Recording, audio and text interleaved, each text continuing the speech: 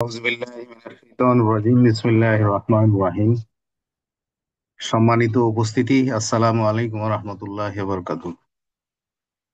আমাদের একজন মহান সহকর্মী প্রফেসর ইয়াহিয়া রহমান, ওনার সাথে আমি 91 সালের প্রথম দিকে যখন জয়েন করি, তারপরে ইসলামের পক্ষে থাকার কারণে ওনার সাথে পরিচিত হয়।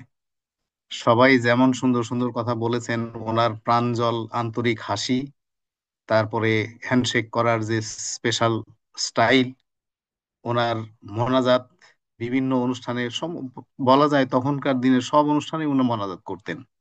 এত চমৎকার হৃদয়গ্রাহী, আমি এগুলি মনে হলে আমার ভারাক্রান্ত হয়ে যায়।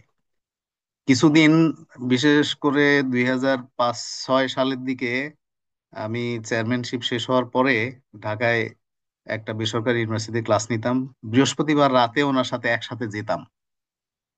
উনি গাড়িতে ওঠার পরে দুই চারটা কথাবার্তা বলতে বলতে ঘুমিয়ে যেতেন।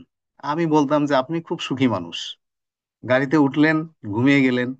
আমাদের প্রফেসর এরশাদুল্লাহ বলেছেন যে উনি এত কাজ করতেন যে ঘুমানোর সময়টাই জার্নিতে উনি ঘুমানোটা কভার করে ফেলতেন। এরকম একজন গুণী মানুষের আহ দোয়া অনুষ্ঠানে উপস্থিত হতে পেরে আমি আহ ধন্য। আমি দোয়া করি। আমার মনে পড়ছে আহ আল্লামা সাইদি তার শেষের দিকের মাহফিলের মোনাজাত করছিলেন, সবার কাছে দোয়া চাচ্ছিলেন যে আপনারা আমার জন্য মাগফিরাতের দোয়া করুন।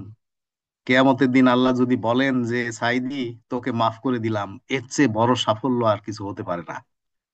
আমি সবার কাছে আবেদন জানাবো, আমি নিজেও দোয়া করি যে আল্লাহ তাআলা যেন আমাদের এই মহান সহকর্মীকে মাফ করে দেন এবং তিনি সর্বোচ্চ সফলতা লাভ করেন। আল্লাহ তাআলা সবাইকে মাফ করে দিন এবং সবাইকে সফলতা দান করুন। আমিন। আসসালামু আলাইকুম রহমতুল্লাহ।